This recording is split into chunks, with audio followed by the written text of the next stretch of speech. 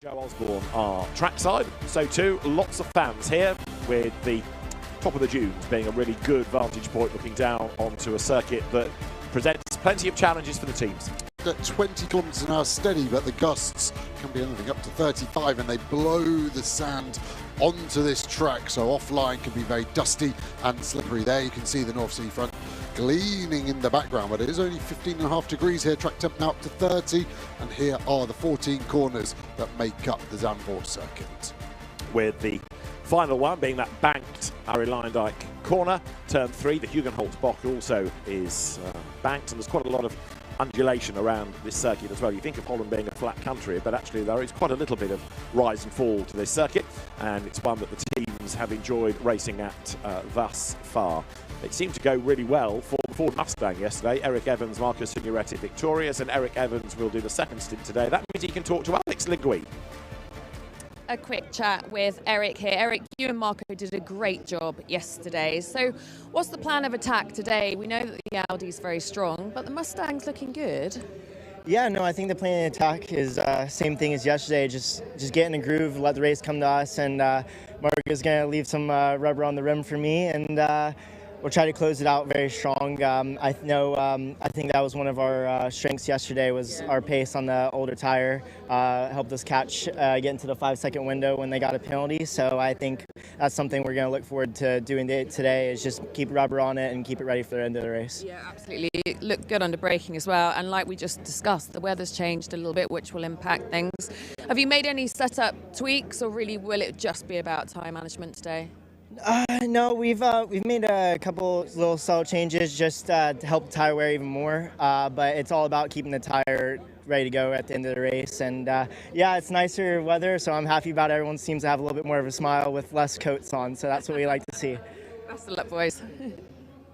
Eric Evans and Marco Signoretti then, one on the road at Paul Ricard, one on corrected times here yesterday.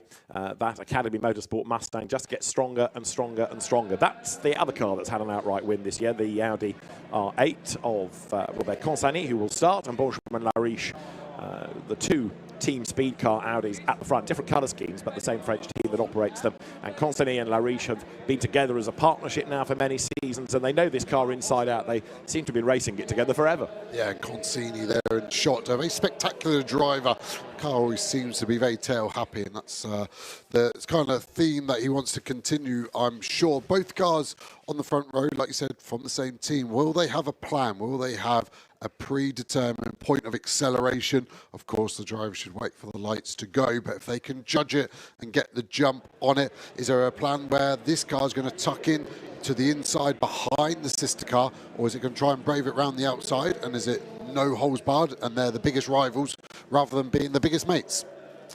There is the car penalised yesterday, the Audi of Paul Petit. He will start. Jan Duran, Hadrian David's Toyota Supra came here championship leader. They're on row 2 today. Looking cool, calm and collected, Jan. But I wonder, what's your strategy off the line? Is it full attack straight away? Will you bide your time and strike when the moment is right?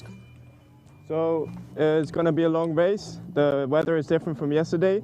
It's a really competitive grid, so we're going to try and maximize the opportunities. Knowing who's around you, we know the Audis are really strong here. The Mustang is certainly looking on good form. How about you guys? Definitely, we're trying to, as I said, maximize what the opportunities we have, and with the Toyota that works really, really well, we're going to try and make it to the grid. Great, best of luck. Thank you very much. Jan Duran, the reigning Iberian supercar champion in a Toyota Supra. He also won the Portuguese Speed Championship last year, but that car yesterday, late race, ended up tangling with another Supra and therefore had quite a lot of front damage, and rather than being a competitive proposition for the result, it was classified in 40th place. So championship wise, very bad news. Yeah, and that isn't what they need today. Expect cleaner racing from the front is always easier. As we look at the Ginetta here, drivers ready to go. Sat on the grid for a long time, feels even longer when you're in one of these cars. Windscreen wipers going on car number 3. Interestingly, I'm sure that was a mistake button press, because it is very sunny out here, isn't it? We had some dark clouds over this track earlier, but they seem to have cleared, and it looks like we're just here for dry racing. A lot of attention inevitably surrounding the Indian actor Ajith Kumar. Lots and lots of his fans coming to Europe to watch him race, and he was in the gravel in qualifying yesterday, but learning about European racing all the time. Another car to watch, the BMW. Benjamin Lessen, Ricardo van Ender sharing number 17 BMW. Benjamin is with Alex. Hello, Benjamin. As always, tyre management is a key topic here at Zandvoort, with the conditions being slightly different and also what you know of the race yesterday. Talk me through what you think is going to be the biggest challenge when it comes to tyre deg here. Yeah, I think in terms of tyre degradation, we know what to do. We have been on a good spot since last year for that. So yeah, we just continue to do what we are used to. You're certainly turning into a bit of a consistent team, which is always a great position to be in. Your teammate obviously knows the circuit very, very well. What have you learned from him, and how much of an edge does that give you as a team, or is it not huge when you're all at such a high level? Yeah, I know the track very well also because I used to make a lot of TCR here. But for sure, Ricardo has found something in the chicane that I still don't have, so I'm still working on it. The chicane, yeah, corner 11, 12. Okay. He's very fast there. Interesting, thank you. One to watch, therefore, Ricardo van der Ender's line through the chicane in the second stint. As you look there at Will Orton in the number 74 Aston Martin, the racing spirit of Le Mans car. And a very, very busy grid as you look down. 10 different manufacturers represented, 26 teams, drivers from 26 different nationalities, 43 cars, although we only got 42 to the start yesterday. We were one BMW down. Michael Laboda should be on the grid today, hopefully. But again, I fear there was a gap at the very back. But even so, it's a very, very busy circuit. Actually, though, yesterday's race didn't quite have the carnage you might have anticipated. There was a red flag, but that was more because of a big whack against a barrier, and the race director didn't want people to spend their entire stint behind a safety car, stopped it, got the barriers repaired, and then they could go racing, which was a good move. Yep, it definitely was the right thing to do from a spectator's perspective as well as the drivers. I always think with these format weekends where there's two races, the drivers know that if they have a big shunt in race one, they're not going to make this race in race two. So there's a slight hesitancy to do crazy things. That now is clear. So are we going to see some more chaos? If you're outside the top 10, what have you got to lose? You're not scoring points anyway. So you might as well just send it 1 minute board. Those final mechanics will be leaving, the engines will be fired up. 21 rows of cars hurtling into turn one. They'll probably get up to 200 kilometers an hour on the start lap into that corner, where the apex speed all the way down at 70. So that's where we see so much chaos here at Zandvoort, is turn one. So an all Audi front row with Robert Consigny and Paul Petit set to do the first stint. Marco Signoretti, the Canadian driver, lining up third on the grid. Fourth on the grid, Jan Duran, from whom we heard earlier.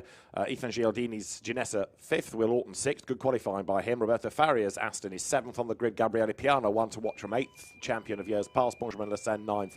And Charlie Hart, up from Ginetta Junior Racing in the UK, 10th in the RAFA Racing by Racelab McLaren. The Lotus, always a car to watch, and it is going to be Alberto Nasca to start in the sole Lotus on the grid. Good to have that variety. So the Audi is rather dwarfed by the Ford Mustang. Set off on this formation lap, 60 minutes of racing, pit window 25 to 35 minutes. Mandatory stop has to be 78 seconds line to line.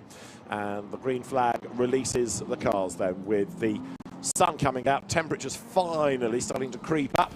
And it's going to be a lively race for sure. Robert Consigny then starts on pole position with Paul Petit alongside. Then you've got Marco Signoretti and Jan Duran on the second row. Three different brands then in the top four.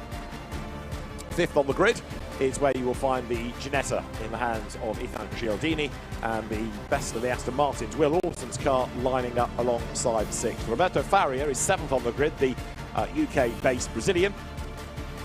Gabriele Piana for Borissan Automotive, and the BMW is next ahead of Benjamin Lessen, and then Charlie Hart racing here for the first time. Julius Dinnerson is on the next row alongside Guy Orbag, then Baudouin Detu and Pedro Ibrahim in the second Borissan BMW. Alberto Nasca's Lotus and Michael Haberans with another of the Mustangs comes next, ahead of Mackenzie Cresswell, new to GT4 this year. Alex Papadopoulos alongside him.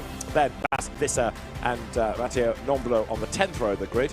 Row 11 is where Mark Kastelich lines up alongside Gustavo Xavier. The 12th row, the Ginetta of Timo Mojica and Alexander Weintraub's Mirage Racing Aston Martin. Next, this is Cindy Gooday's Toyota Supra and Tudor Tudorachi's Billy Motorsport entry. Row 14, Anthony de Barn, twice a winner in AM, and Hans Holmland going solo alongside him. The 15th row is Fabien Defieux and Miguel Cristobal ahead of Nico Faraham, who has had a Pro-Am win this year. Lucas Suliano is alongside ahead of the Pro-Am winners yesterday. Hendrik Still, Joachim Bolting, the start driver. Alongside it is Daniel Nielsen.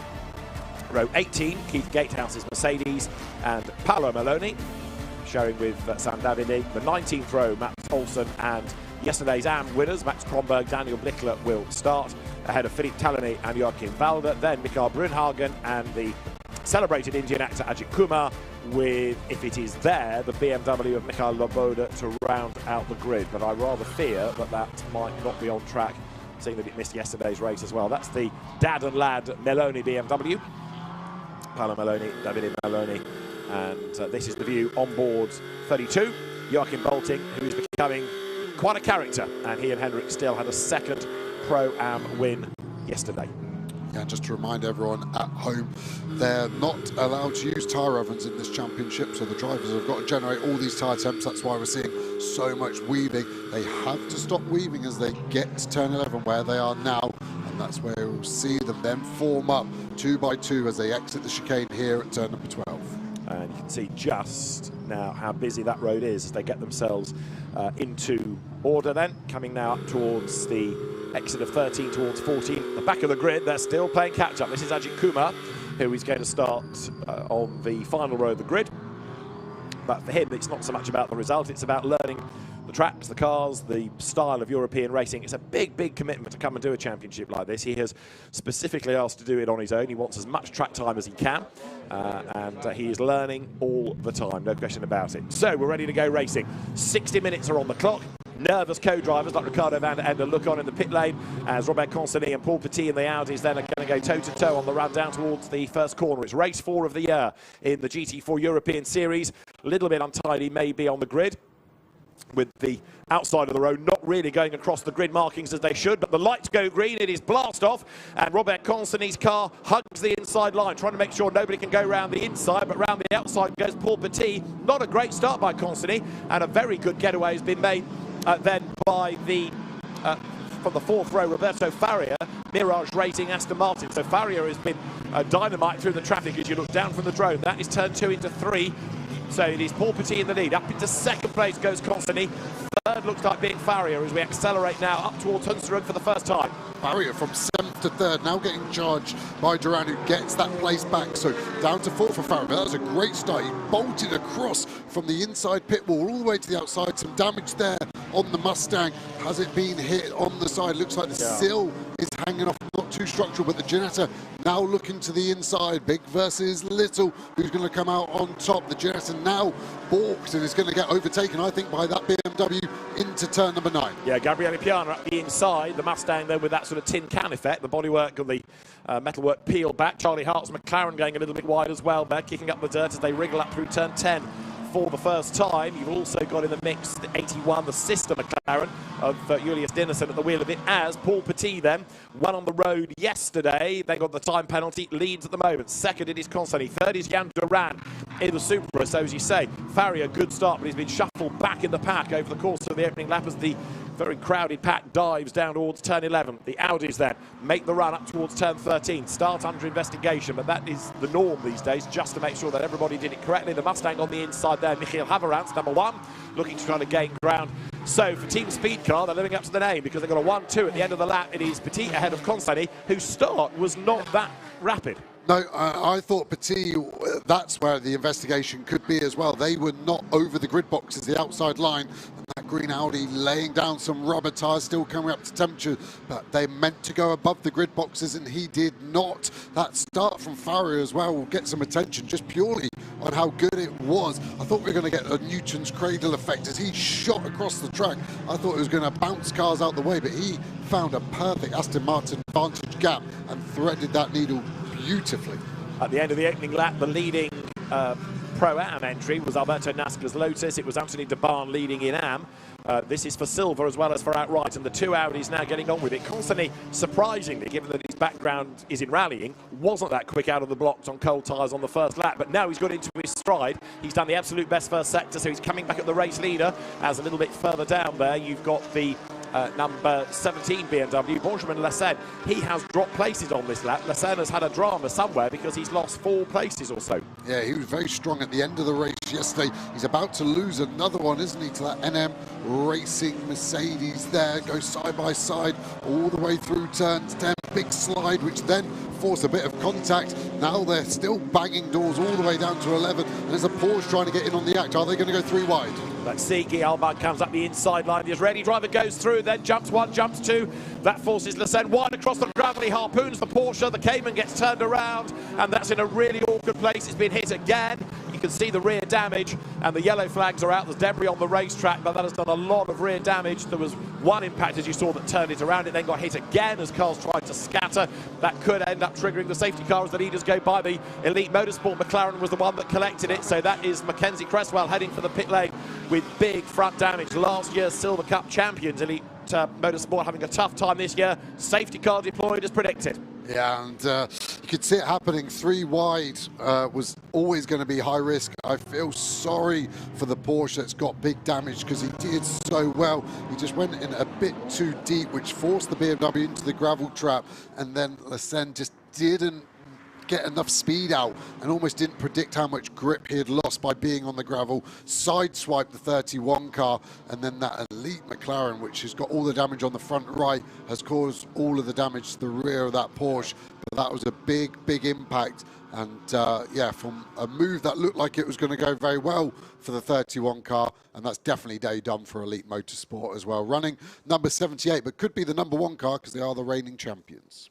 And they were the kind of innocent party of all of that. It wasn't their accident, so to speak. You know, it had all been triggered well before Mackenzie Cresswell got to the corner. He gets out of the car. The damage is sufficient to render that out of the race. So the safety car is now deployed. Paul Petit had got a little bit of an advantage, but everyone's going to bunch up. Safety car scramble within the first 3 laps rather than going full course yellow, for example. So the race order, Paul Petit in the green Audi, the multicoloured one behind Robert Consigny. 3rd is Jan Duran's Toyota Supra. 4th is Roberto Farria's Aston Martin. In 5th place, Will Orton's Aston. And 6th, Marco Signoretti's damaged Mustang. 7th is Gabriele Piana, BMW. 8th, Ethan Gialdini, Ginetta. 9th, Pedro Ibrahim, BMW. 10th, Julius Dinesen, McLaren. My fear about that Academy Motorsport Mustang is that if that bodywork continues to just hang off the side of it, it could be a danger to somebody else, and the scrutineers might want it in. And then you hemorrhage a load of places and track position. And if the team is going to be summoned in, better they were summoned in now while the field is tightly bunched than when the gaps start to open up, perhaps. But is the bodywork still hanging off the side of the car? Yes, it is. Not great, that. It needs somehow to part company. It's a lightweight component is the only thing they've got going in their favour.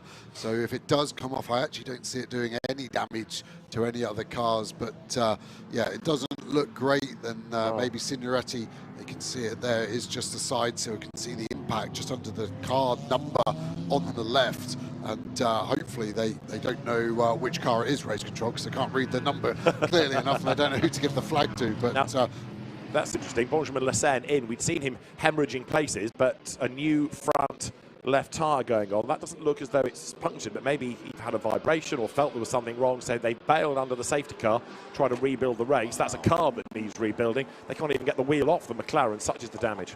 Yeah, the front wheel arch is pushed all the way back over there, and the bits hanging off it. Interesting from the second, because it was the contact on the other side. I thought that would be damaged with the contact from that Porsche. Got spun around at the chicane, but Yeah, they're not looking strong in that 17 BMW. No, because as I say, they've been junking places even before that incident, so they'll fall to the back of the pack. Let's have another look at the start here. Keep an eye on Roberto Faria then. He dives to the middle, forces Will Orton out of his way. I'm coming through, says Faria. And he's certainly got a heavy right foot, hasn't he? Because he was able to gobble up places all the way down to turn 1. So Paul Petit in the lead, and Faria briefly up into second place. Yeah, he sent it round the outside, then it favours the inside on exit. Duran has a good couple of corners to actually get up to third position as we go on board of the drone. The elite car still in one piece at this point behind the Lotus as they snake through the Ginkgots just before 2 into 2. Still 2 by 2, looking relatively clean. RAFA McLaren there, look at one of those BMWs to the inside, gets a move done, but then comes back, and we've got a red flag again. So similar, there's the damage on the Ford from Orton there, wasn't it? Side-to-side contact, and here's the big damage, why we've got the red flag. Lariche on the gravel trap, not enough grip, side swipes the Porsche, rotates it, and then look at the elite McLaren, 4 cars back there, the second yellow car. He's got completely blindsided at this point. He'll see everyone checking up, and he's got to decide, where do I go, left, right, and unfortunately he decides middle, and there's a Porsche Cayman sat there. That Lotus just scrapes through, and watch that impact there. Cars destroyed on impact.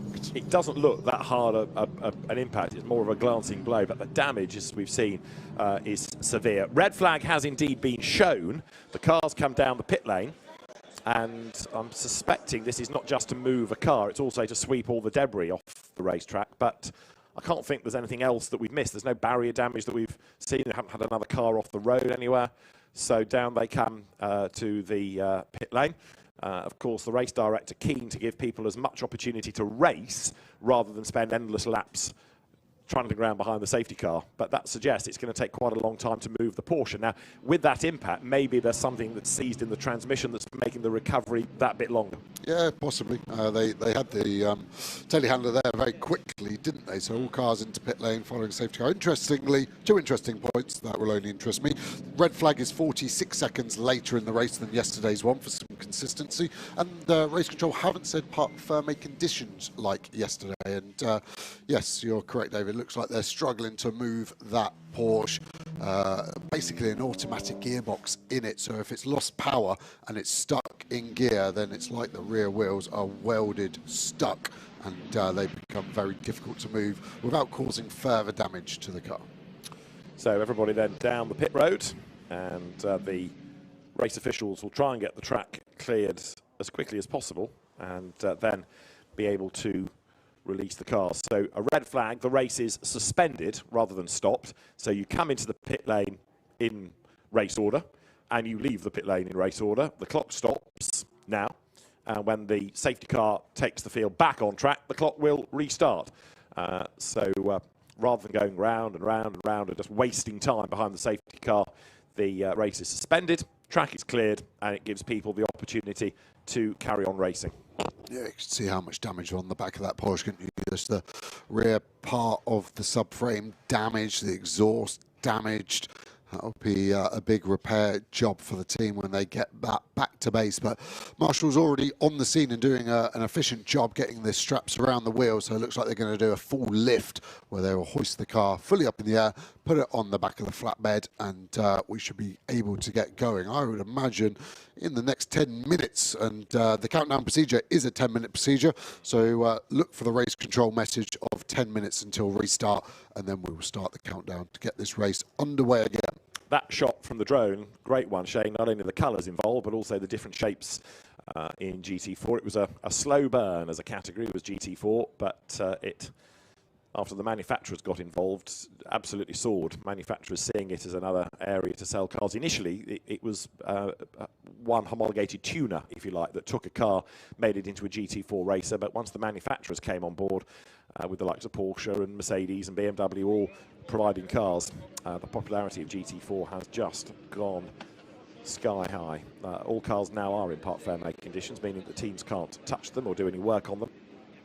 Maybe in the final 5 minutes they will be allowed to do so, just to make sure that the drivers are ready for the resumption of the race. As Joe Osborne made the point yesterday, you don't know how long this interruption is going to be. Now we have the 10-minute notification, but you don't want to be sitting there with the ignition on, draining the battery just so you can hear radio messages. So really the teams do ultimately need access to the drivers, if only to communicate with them about what happens next. Yeah, and then they'll want to plug in the auxiliary battery as well to stop the alternator having to work too hard upon fire up to get the energy back into the car battery, essentially. So the teams will have their procedures. Yeah, I think the drivers are going to get pretty warm. All the heat soak out of these cars now. Everything would have been fully up to temperature, engine, brakes, radiators, and that all then just comes into the car, and you're sat there in your fireproof. So you've got the fireproof Nomex underwear, so the leggings, the socks, the tops, and then you've got the race suit, which are much, much thicker now. Since we had that fiery accident at Bahrain with Roman Grosjean in F1, everything is added a layer effectively. So you are wearing what you would wear probably on the street when it was 0 to -5 degrees Celsius. You're sat there in a race car that could be anything up to 45 degrees centigrade right now. So the drivers are keen to get going, if only to get a bit of airflow through. While we have the cars sitting in the pit lane, let's go back to the pit lane. Alex Legui has caught up with Roberto Faria, who was in jolly form yesterday and has had a good first couple of laps of the race. Roberto, that was an epic start. Talk us through it. Yeah, I mean, I told you the plan was to come fast in the race, so it was a good start. I went from P7 to P3. Unfortunately, the Toyota did a very nice overtake in the banking corner, but we are P4 now, and for sure we can fight for the podium. I said in the yesterday we would fight for podium, and here we are. I know, you did say. Red flag, what difference does this make to you mentally? What's your strategy when you go back out again? That just means it's going to have another restart, which I can make more positions. Time to do it again. Well, that's true. If you do them based on previous form, then you'll be straight to the top, won't you? Easy. Yeah, now it's a bit harder because the safety car is restart. It's not the race start, but still, it's going to be fun. I mean, now it's a time for everybody to cool down a bit, cool down the tires, so everybody needs to focus on warming up again. And let's see. I think we can have a fast car today, and for sure we can fight for podium. Good. Nicely done. I'll see you there. See you there. Now, if you were Academy Motorsport, you might be quite keen to try and ask a race official, am I allowed to rip this a little bit of bodywork off the side of the car before we go back out? You know, safety and all that. There's a McLaren I noticed with a folded mirror. They might be asking for the same allowance, because if they can get it done now, it saves Academy a pit stop to have to sort out the damage. Yeah, we saw RAFA Racing having to do some rear-end adjustments to Aston Miller's McLaren yesterday, didn't we, during the red flag? So I think they will be allowed, and it looks like it will be a simple pull-off. And expensive components on these race cars, and you get them treated like scrap cars. That side still on a Mustang, I would guess, is probably anywhere near €1,000. So they might try and save it for another day. True enough. So the countdown continues. Our 10-minute notification came at 12:20, and it's very nearly 12:24 local time. So we are not too far away from the cars firing up, going back out again. It will be the safety car that leads them out. As soon as it crosses pit exit, the race is back underway. And I think it'll be, 2 laps? One to get everybody out, one to get them up to speed, and then let them go. Yep, and so it'll be a hard fight again, and that's what Farrier is saying. He's enjoying that because it bunches everybody up. The only thing he'll have to contend with is he has got that Mustang of Signoretti behind, which was very quick at the end of the straight into turn 1, where this camera is positioned. So expect to see some overtaking there on the restart. The other factor to consider is who led after the red flag yesterday and had the misdemeanor with the safety car. It was that car that's currently in the lead, but the teammate, Gilvey, not Petit. But that will be telling to see if he goes with a different strategy. Absolutely right. Let's go back down to the pit lane and rejoin Alex. Well, Will, a bit of contact on the right-hand side. Talk us through what happened from your perspective. Yeah, turn 3, the banking was fully alongside the Mustang. I don't know if you just didn't see me, but yeah, a little bit of a door rub. Car feels good, still feels strong, so just looking forward to see what we can do. Okay, good, yeah. Was it feeling strong before that as well? What's your thoughts on the rest of the race? Yeah, I mean, the cars felt mega all weekend, really. Qualifying is my best qualifying in this championship, so super happy with that, and look forward to see what we can do. Car still feels mega, and we'll hand over to David in the best position possible. Good stuff. Nicely done. Will Orton then, the British driver who came from Ginetta Racing through the GT4.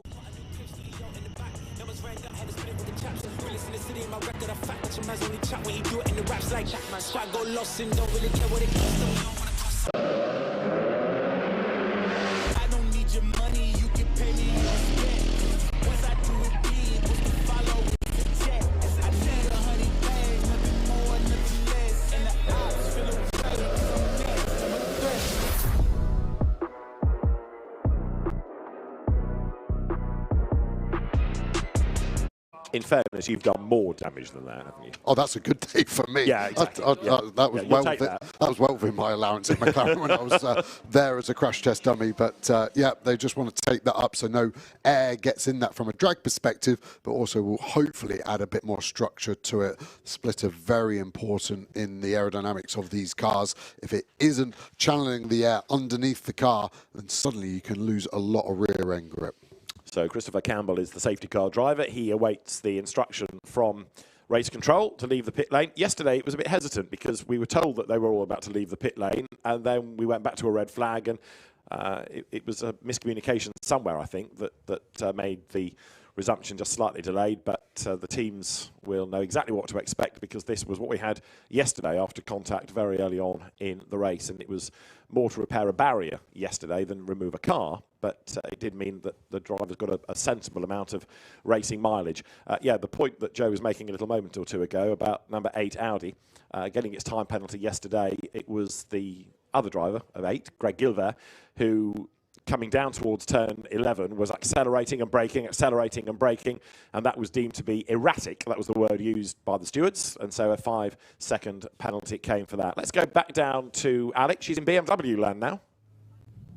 Gabriele, your car is looking very strong. You're right in the mix. What can you do after a restart?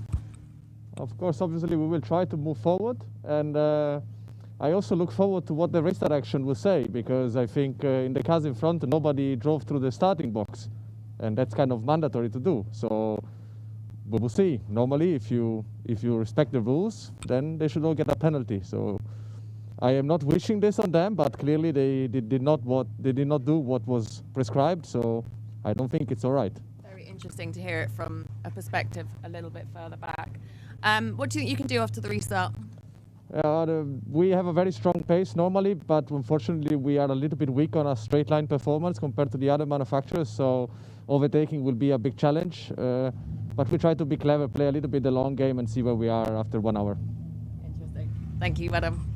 That point Gabriele Piana makes there about the start was something that Joe was saying about one side of the grid not being over the grid lines, and that is part of why the start is always looked at.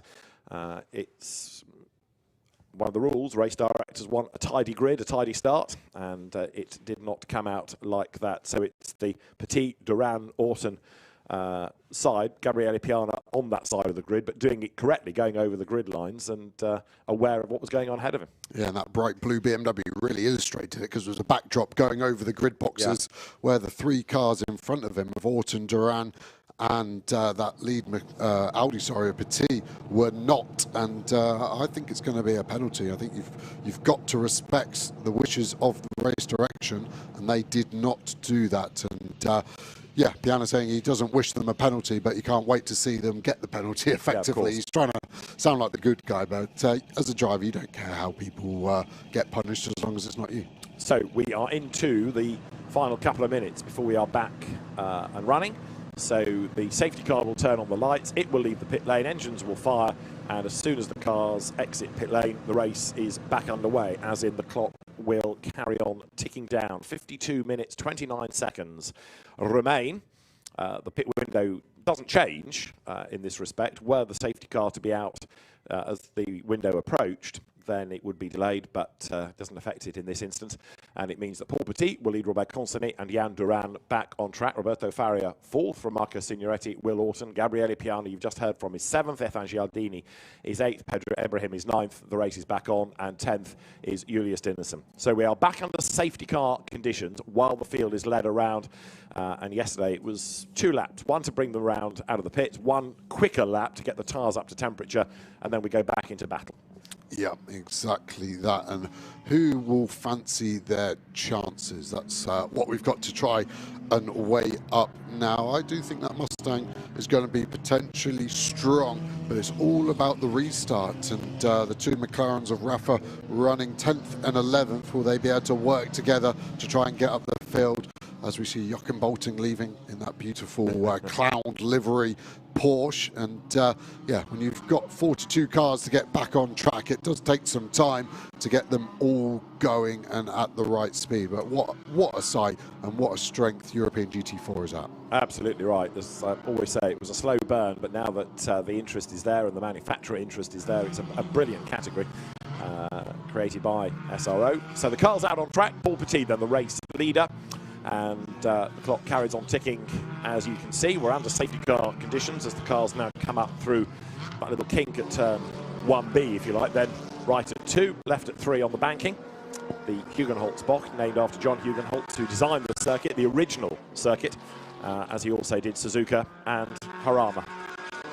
He did pretty well with the 3 tracks he designed. I've driven all 3, and I'd actually struggle to tell you which one's my my favourite. Suzuka is well up there, but Harama doesn't get used as much these days. But remember racing there back in FIA GT3 days, 2010 that was, and brilliant circuit. And yeah, you won't find a driver that doesn't like this one here at Zandvoort either. So the field will be picking up pace on the next lap. This is the view on board with Joachim Bolting, who is weaving the car left and right to get the warmth back into the tyres, to get the pressures back up again as well.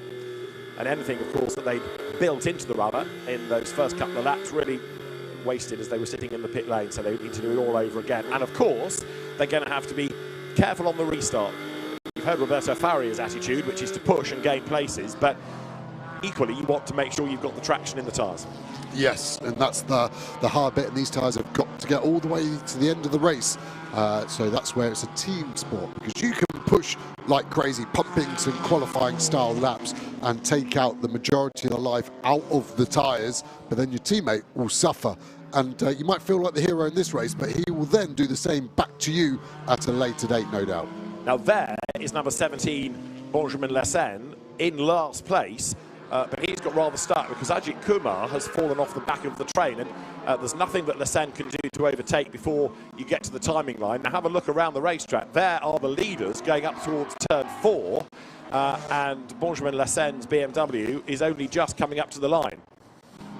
So with respect to Ajith Kumar, he needs to get a wriggle on because he's fallen a long, long way off the back of the queue. There are other stragglers as well.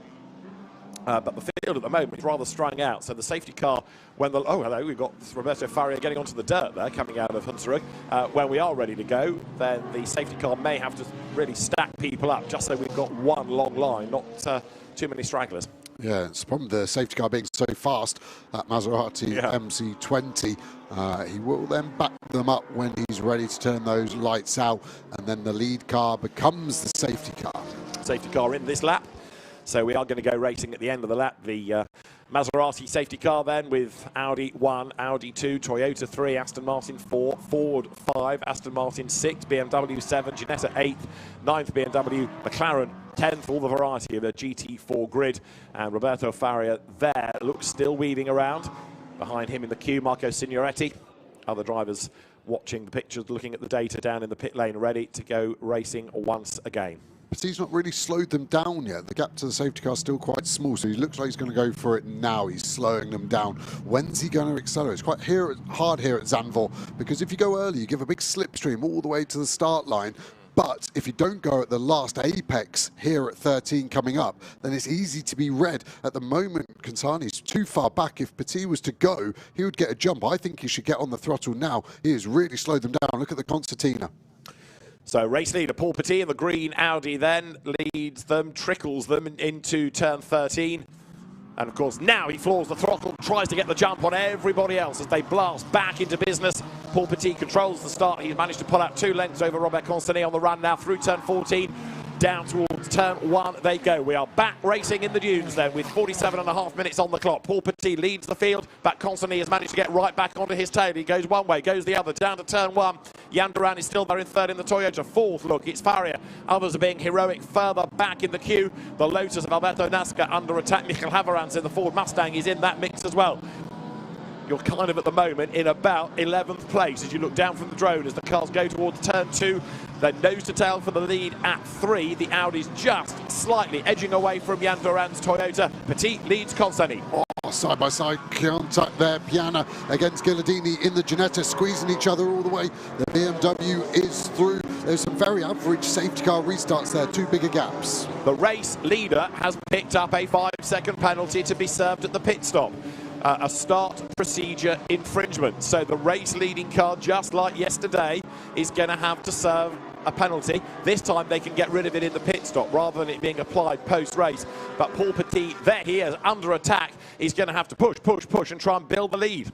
I get the penalty. I'm surprised that the 87, the 74, the 2 cars directly behind who copied him have got the same. Have race control. You see Consani, get a run to the outside here. Is he going to try and send it round the outside of this first part of the chicane? We've seen it go wrong already in this race. He thinks better off it and tucks in behind. But the moment that lead car is the only car with a penalty. So Jan Duran in the Toyota Supra there in third place. Roberto Faria has not yet made the expected progress, has he? But the 2 Audis absolutely nose to tail as they come now up towards turn 14. This is going to be the end of lap number 7. So it is Petit ahead of Constantly as they run now up towards the timing line. Constantly looking very, very threatening indeed as far as the race lead is concerned. Down they head in towards the turn 1. Tarzan hairpin. Constantly is not only up alongside, he's got the best line and he's got the lead as well going into the hairpin. Nicely done. He may not have made the best of original starts, but Robert Constantly now has managed to get himself into the lead of the race. Paul Petit drops back into second, and Jan Duran is closing up as well in that Toyota in third place. It's still the Lotus, you can see there, the yellow Lotus leading in Pro-Am. Alberto Nasca and Anthony de Barnes BMW is the car currently leading AM. There is another penalty. Benjamin Lessen in the BMW, who's already had to pit for a tyre change, will get a 10-second stop and go for causing that collision. Yeah, I agree with that penalty. Also, there was a great move by Consani, considering they're the same car from the same team. Seemed like he had a good amount more speed. The slipstream obviously working for him. He was 2 kilometers an hour quicker as he went over the start line, and he converted that move as we see these cars bounce over the curbs. That Lotus still looking very low on the rear. That's been a common theme for their setup this weekend. And Consani is pulling away, isn't he? Duran is all over the back of that green Audi of Petit, which does have that 5-second penalty, which is going to drop them down the order at this point to a long way, as there's the car with the penalty for causing that accident, which ultimately then caused the red flag. So Benjamin Lessen, he's trying to rebuild his race, but there's the stop and go, on top of which there is the regulation pit stop. So this is a race to forget for those 2. Benjamin Lessen and Ricardo van der Ende, the Dutch-Belgian partnership. Van der Ende, the Dutchman, Belgian driver, Benjamin Lessen behind the wheel as the cars then now accelerate again out of turn 14. Paul Petit's Audi starting to fade a little bit, isn't it? As you say, he's dropped back from Constantly. He's certainly under attack from the Toyota of Jan Duran. And look, he's the cork in the bottle. He's got them all stacked up behind him. Duran, Faria, Signoretti, small gap, Orton, then Piana 7th, Gialdini 8th, Ginison is 9th, Ibrahim 10th as they round Tarzan. And the Lotus, Alberto Nasca at the wheel of it, still there in 13th. Quite a long way up the road from Alexander Weintraub as far as the Pro-Am lead situation is concerned.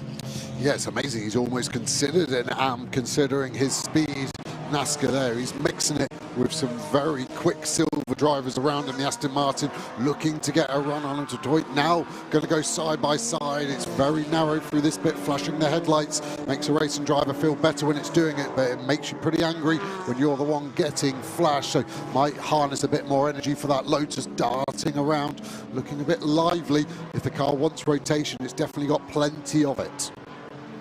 Replay here of a big lockup from Ajith Kumar coming down towards turn 11. The good news is that was into the tarmac area, not to the gravel, but then with a flat spotted tyre, he had another drama going into Tarzan hairpin. So Ajith Kumar, oh dear, the tyre has now gone bang by the look of it. So those 2 big lockups have ultimately led to the demise of the tyre, and that shredded some bodywork as well. And unless he can limp it back, that's the end. Yeah, it should be possible in a GT3 car or GT4 for that matter. That the car's got ABS, so unless it's been switched off by the driver, that's an issue either with the ABS itself, but of course that is linked to a wheel speed sensor. There's one on each corner of the car, so if one of those fails, the default, and then we're in the gravel with the 60 Porsche as well. Which corner is that? Is that turn 8 potentially? It's Gustavo Xavier at the wheel of the car, and he's well and truly beached. And there's another car in strife, which is Thibaut Mojica's Ginetta. That, I think, has got a rear puncture as well, hasn't it, on the right-hand side. The car looks low, so you know what's heading here, don't you, which is really bad news for Paul Petit. We're going to go full course yellow to neutralise the pace of the cars, get everybody slowed down, and then Joël Doval, the race director, will decide what to do from there. So full course yellow is coming. Everybody has to slow down on instruction. They get a 20-second, a 10, and then now full course yellow is called. So everybody has to slow down to that delta speed. We've got a car to move. There might be a bit of debris on the racetrack as well. But Gustavo Xavier well and truly beached in the gravel. If they can hoik that car out quickly and not lose too much time, that's good news. But of course, if we go safety car, all the gaps close. That's bad news for Paul Petit. Yeah, exactly, and it naturally bunches them up just before the pit window would open as well, which creates even more chaos, not just for the drivers, but for the teams to have to service these cars, get the driver change done, and not get boxed in as well. Still just trying to work out where that 60 car is beached. I think it's on the next right-hander to driver's left. It's a game I like to play, try and guess the corner from as limited resource as possible. And yes, I was correct. Thank you very much, David, for your congratulations. Telehandler. Take them as implied. Thank you. I appreciate that. I'll put it on the very short CV I possess. But yeah, you can see the telehandler already there. That beam that's preset on the end of its arm will plug into the roll cage as the Ginetta's getting a rear right tyre change. Should be able to stay on the lead lap if they can get that job done as quickly as possible. Right, so Gustavo Xavier in the gravel, and an incident between him and 99 has been noted. 99 is Cindy Goudet's Toyota, so that would suggest that hers is the other car that may have had a significant involvement in this. Let's find out. At the inside she goes, wallop into the Porsche that was very nearly saved, and then it spat Xavier the other way. Yeah, it was a kind of a lazy effort, I would try and commit. That 60 car left a car width there, so Cindy filled it, and then they both kind of just had the smallest amount of contact possible. As you can see, Cindy's teammate going over to the pit wall to maybe speak to the team. Gabriela Gilkova just seeing, are they going to get a penalty for that? Do they know about it? At the moment, this full course yellow continues, and the race director will be deciding, do we need a safety car after this, or are we going to go straight back to green? Yeah, the tradition has been that there has been a safety car to restart the race, but Gustavo Xavier's car is already out of harm's way, so that is looking encouraging as the cars then come up towards the timing line once more. So at the moment the gaps don't come down because we are at the full course yellow delta speed, which is slower than the safety car. The safety car is able to go at what are described as motorway speeds. Now, you might argue that some go quicker on a motorway than others, but the general premise is the safety car can go faster than the regulation speed under a full course yellow. So we await to see whether we can go back to green or whether we need a safety car restart lap. In AM, 17th overall, it is Anthony Debar's BMW leading the way. And they have been winners in 2 of the previous 3 races. Anthony Debar and Julien Leandri, they won both at Paul Ricard. Yeah, Debar's having a stormer, isn't he? He's been quick all season long, and is he going to keep that winning form up? At the moment, you would be mad to bet against it. Absolutely right. The next to the AMS, Hans Holmlund, who is 10 places back in the queue. So the cars under full course yellow conditions. We are about 3 minutes and a bit away from that pit window opening, and the team's hoping then that they can get back and racing fairly swiftly. The BMW number 17 of Benjamin Lessen has now done its stop-go, incidentally, to get that out of the way as the full course yellow conditions apply, but we are going to go back to safety car look. Yeah, which will make my next point irrelevant. But the Audis actually had a different sector one time of 0.5 of a second.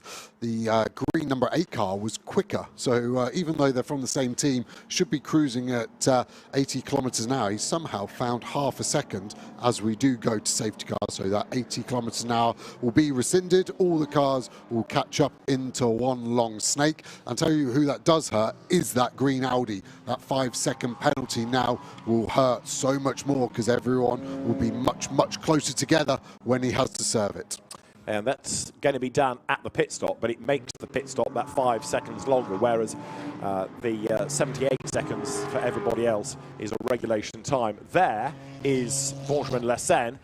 Safety car for him is very good news because it means he can go faster and push on and get back up with everybody else. So the safety car will just do 1 lap to scoop everybody into a line, to bring the speeds up, ready for the restart or the resumption of the race, and that is going to happen just in the nick of time, in a sense. I think 1 more lap would have delayed the pit window, but they're going to go racing this time. The safety car comes out of turn 14. Now we have on the timing screen safety car in this lap, but has it come in this lap? Let's see. They come up towards the line. Yes, it has. And we are back racing then. The Audis accelerate away. So Robert Constany just ahead of Paul Petit. Jan Duran is under attack. Roberto Faria is back on his toes on the outside line. So is Gabriele Piana. Look at the blue BMW there, trying to get around the outside of Will Autumn. Side by side, they come off turn 1. And Gabriele Piana goes through, up now into 6th place. Yeah, that was the world's shortest safety car. That kept some drivers on their toes and some were napping. Look at the McLaren to the inside, Dinson. Then you can see that is a great visual of why the inside doesn't work round that corner. That is the normal racing line. Because there's 90 degrees of banking, you're not manipulating the energy in the car. And that was the world's shortest safety car I've ever seen. 22 seconds of safety car technically. And it's good to get back to racing before the pit window and the second part of the race can come into life. So through turn 8, they sweep then. Robert Constany trying to rebuild that lead. The McLaren there look up on the inside line. So the McLaren of Julius Dinnerson, penalised yesterday, goes by, gets itself up on the inside of Pedro Ibrahim. They've been trading the place really throughout the course of the race, and they're not done yet with Charlie Hart there in 8.12, also trying to buy into it. The 2 RAFA Racing by Race Lab entries, and getting elbowed out wide is Charlie Hart. Well, he's been used to that. Janessa Junior Racing has certainly taught him in the past how to cope with being elbowed off the road. He has to defend from Alex Papadopoulos coming down towards turn 11, but may have got a bit of damage out of that. I think so. I actually think it's the same bit of bodywork that they had to take off the car. So the tank tape they repaired it with overnight has gone, but you saw something fly off the car as it went through the gravel trap. Will that hurt his performance? It definitely won't help, that is for sure. The pit window now open. Does anyone box? Anyone stuck? Anyone got a faster teammate? Signoretti thought about it. He does. I thought he was faking it to the inside, but he's got a clear pit lane at the moment, but he might get boxed in because he's the first one in. And Papadopoulos in as well to give way to the quicker Luke Ibanez. So some of the teams electing to get their gun driver in as soon as Signoretti getting out of the traffic, as there the battle goes on. Ibrahim versus Dinnerson. It was coming to the line in 8th place. It'll be higher than that now with others peeling into the pit lane ahead. So Julius Dinnerson in the white McLaren takes that lower line, but the Danish Formula 4 champion keeping Pedro Ibrahim at bay. Yeah, pit stops here. You can see the counters counting up. That has to be 78 seconds when it stops as they finish the line. 2 by 2 here. That is brave racing from both of them. Slight bit of contact, but clean so far. The BMW tucks in behind now and will look to try and send it down the inside into the next couple of corners. So Pedro Ibrahim in the BMW, totally different type of GT4 car, isn't it, from the McLaren? One looks like a big touring car, one looks far more aero-friendly, but the balance performance works such that you've got this great battle between the two. The BMW look towering over the 2 McLarens, 1 fore, 1 aft. Heading up now through turn 10. The pits are very busy indeed as they cycle through, and you've got Eric Evans then and Luke Ibanez much closer to him. That's been a good stop by the NM Racing team to get their quicker driver in as soon as. Yeah, let's hope it's not too fast. Watch those counters. The first red bar, you can see Signoretti should be 78. He's over that by a second. Ibanez, he's 6/10 under. As long as they didn't use their joker yesterday, that is okay. The teams can use 1 joker per weekend where they can be 1 second under, and it looks like NM Racing have used it here. Indeed so. And you can win or lose races on these pit stops, not only in terms of losing time, but being under and getting a penalty. Into the pit peels Piana. So from 5th place, Gabriele Piana in. Also in behind, by the look of it, comes Alberto Nasca. Pit lane getting much, much busier now. So up front, constantly leading by 1 second from Paul Petit, who we know is going to make a longer pit stop anyway because of the earlier penalty. And the race has 33 minutes, just under. Still to go here at a sunny Zandvoort now. There is the first of Borusan Automotive Motorsports BMWs. Gabriele Piana jumps out of the car. He will relay Beke Beschler. 2 years ago, remember, Gabriele Piana was the silver champion when he drove a BMW, but for the RAFA Racing by Bonk Motorsports squad. 259 comes in, having been eliminated from the race yesterday, going better today. It was Julien de Bach at the wheel of the car when it was damaged yesterday. Bas Visser brings it in, and that means that Julien will be de Bach behind the wheel now.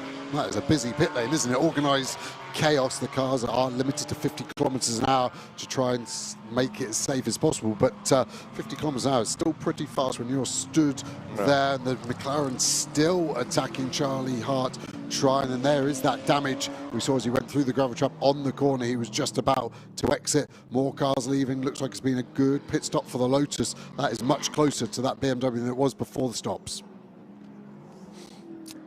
Julien de Bach leaves the pit lane as well in 259, the blue and white Cayman. And so now it's a very, very shuffled order with cars blending back in. And their look is going to be Beke Beschler dropping back behind Luc Ibanez. So that NM Motorsport Mercedes has had a really good run on the pit stops, perfect timing, and has gained certainly 2, maybe 3 places as a legacy of pitting at exactly the right time. The team speed car Audis remain on track. They have not made their mandatory pit stop. Jan Duran has brought the Supra in to give way to Hadrian David. I wonder whether speed car are going to bring them in on the same lap or split them a lap apart, then they've got a bit more space in the working lane. Yeah, they will have a plan to do both. The ideal is to split it like you suggest, but I think they both look like they want to go towards the end of their run. Although Gilles Vert, the teammate of the green Audi, did do the lap record yesterday, so it's not like Paul Petit is handing over to any kind of slouch driver. Same with Consani. He's going to be handing over to Benjamin Lariche, who's been very, very quick this year already. Indeed, so they had a win at Paul Ricard, home soil. So there you've got Robert Consani getting away once again from Paul Petit, despite the fact Petit was on the front row of the grid, despite the fact he led briefly early on. The gap is now widening again. They bunched up under the safety car, but the gap stretching once again as into the traffic goes Robert Consani. Now this might start to affect the game plan around number 3, because rather than have him going into traffic and risk losing time, let's get the pit stop out of the way. Yeah, and as a driver, you'll be talking to the pit crew. You'll be saying, I can see traffic. I think we should box this lap. And that really is the driver's call. The team should be receptive to that. And a slight lockup from the Mustang going in deep there. Evans, is he going to get it stopped? He does, but that was a strange moment. We saw Kumar with lockups there as well, but the car shouldn't be able to lock up. That was a big puff of smoke. Is that a problem from the Mustang? Keep an eye to it as the team speed car Audis come out of turn 14. Robert Consani is going to stay out then, so through the traffic he goes, and Paul Petit is going to stay out as well. So it's still the Audi 1 and 2, but Roberto Faria, look, in 3rd place. He's lapping quicker than the 2 ahead of him. So Faria's Aston Martin, that's the car that he shares with Ruben Del Sart that retired yesterday. That is starting to come into the picture as far more of a threat. That's Hadrian David, the former Formula Regional racer. He's taken over from Jan Duran in a Supra that was damaged yesterday by Duran, but going nicely now. And that car should be there or thereabouts at the end. It's staving off the attack as well for the moment of Eric Evans in the Mustang. Yeah, car looks good, the balance looks nice. Toyota is always quite expressive with its body language, quite a soft car. So when it brakes, you can see the whole car pitch. When it gets on the throttle, the whole car squats. But the positive of that is it rides the curb so well. We might get a good illustration here over the big curb on the inside. You can see the whole car hops over it and it doesn't unsettle it in the slightest. That Ginetta could potentially get in its way. Those Audis are losing time with the traffic, that's hurting them, and the 11 car has pulled off somewhere on the back straight. I'd say that's a problem, and they've done a very, very good job at not causing another full course yellow or safety car. Yeah, he's gone for the cut through between turns 4 and 11. So that is the Pedro Ibrahim BM number 11 that has yet to serve its regulation pit stop, do the driver change. So Ibrahim Real shame that he'd been battling with those RAFA Racing McLarens, remember. Way up the curb goes constantly. Paul Petit's got through the traffic, but Roberto Faria, headlights ablaze, on a mission as he storms up now behind the Ginetta in the hands of Thibaut Mojica. So there is your race leading car. Now let's see whether Constantini is heading for the pit lane this time. The answer is yes, in he comes then. And Paul Petit is coming in as well. He commits to the inside lane earlier. Faria is right there also. So it's going to be Benjamin Lariche, Greg Gilbert and Ruben Delsart in those three cars into the next stint. They're not the only ones in, because I think also you're going to have possibly Will Orton down the pit lane. So that puts Julius Dinnerson's McLaren into the lead for the moment. Yeah, they all could have squeezed another lap if they want it with the pit window. Orton's pit entry looked awesome. He looked like he really closed up on the back of Faria. He was able to attack. Faria was kind of blindsided. Petit had to follow him. I thought Consani's looked conservative. Of course, if you enter the speed, the pit lane too fast, 51 kilometers an hour would attract a penalty. So you do have to find out the right thing. And this will be the battle for the lead. This is Duran blasting past that Ginetta. Has that lost him some time? You would say so, because that Mustang is definitely closer than the last time we saw these cars at this point of the lap, 1 minute and 45 seconds ago. So through they turn then, the Jan Duran and Hadrien David Supra. Hadrien David at the wheel of it, ahead now of Eric Evans. And there is Benjamin Lariche then back on track. It looks as though Ruben Delsart jumps up into second place because of the longer pit stop for Greg Gilbert's Audi with that 5-second penalty. So the order shuffles again, and it now means that in the lead of the race is Benjamin Lariche, and chasing after him is Ruben Delsart, or is he? Let's have a look, because no, up into second place now will go Hadrien David. Third is going to be Eric Evans. Fourth is side by side, and look, Ibanez dives through. So briefly it looked as though it was good for Ruben Delsart. Actually, they're worse off after the pit stop than before. Imagine being Ruben Delsart. You've just got in the car. I'm going to ease myself into the stint. Surprise! There's a Super Mustang. There's a Mercedes on my inside. Imagine waking up in the morning. You've just had a lovely night's sleep, and someone just thrown a cold bucket of water over you and then punched you in the face. That's how Ruben Delsart has just woken up into this race.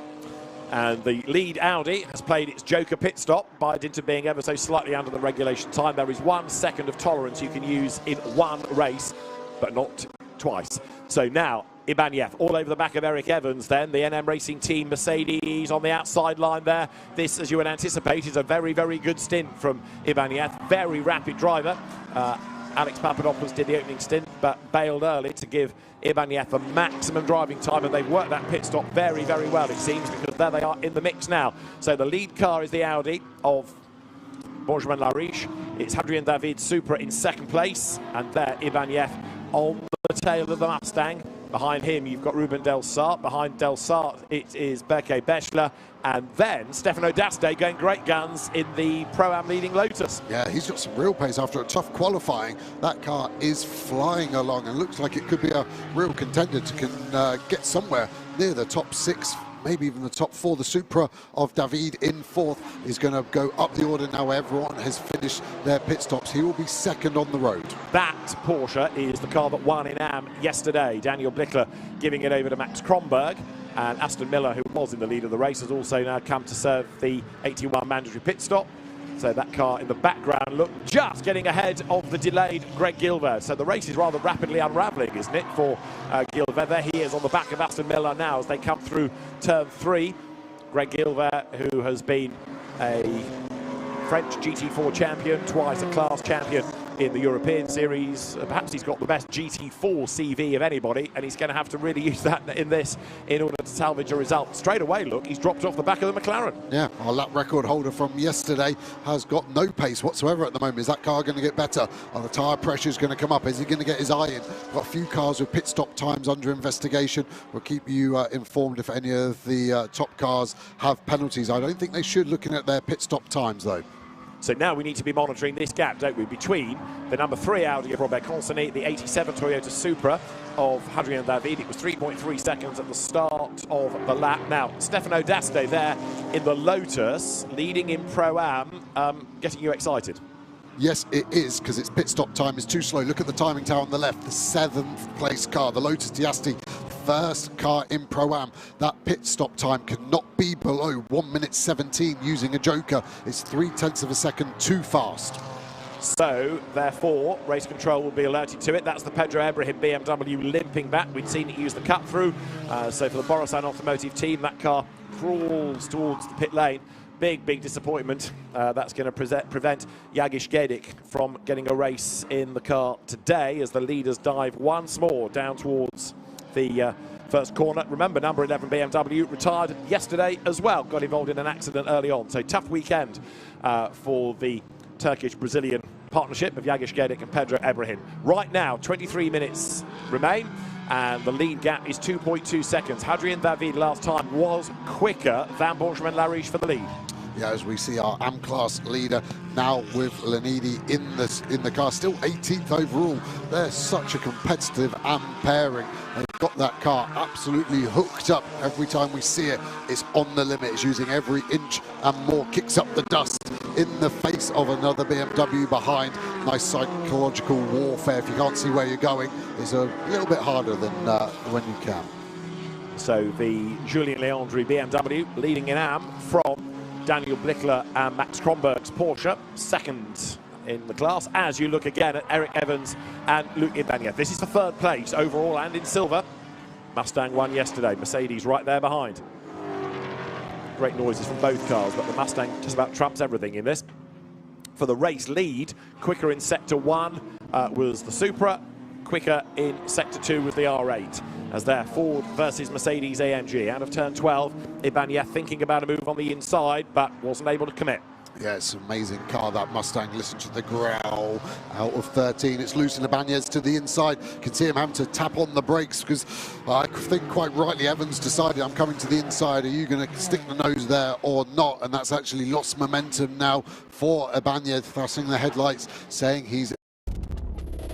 Greatness सिर्फ सोच से नहीं बनती, सही choice से बनाई जाती है, जैसे हार्ड वर्क, कमिटमेंट और सही nutrition.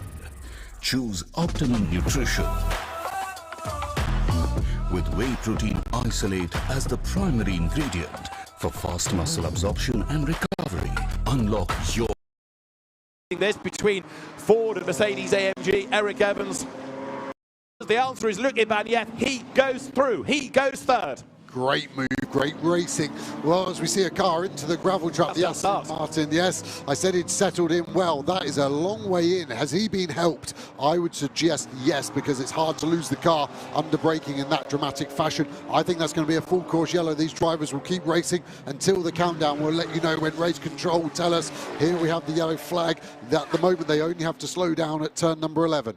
Over the timing line then, Benjamin Lariche leads Hadrian David by 1.8 seconds. It's still game on for third. Ibanez just ahead of Eric Evans. Berke Bessler is next in the queue as they round the hairpin. In 6th place is Stefano Daste, with the Pro-Am leading Lotus ahead of Greg Gilver, then Aston Miller. Clement Seiler is in 9th place, and 10th it is Callum Davis, and the other RAFA Racing by Racelab McLaren. We are going to go full course yellow once again. The 20-second notification has come for the teams.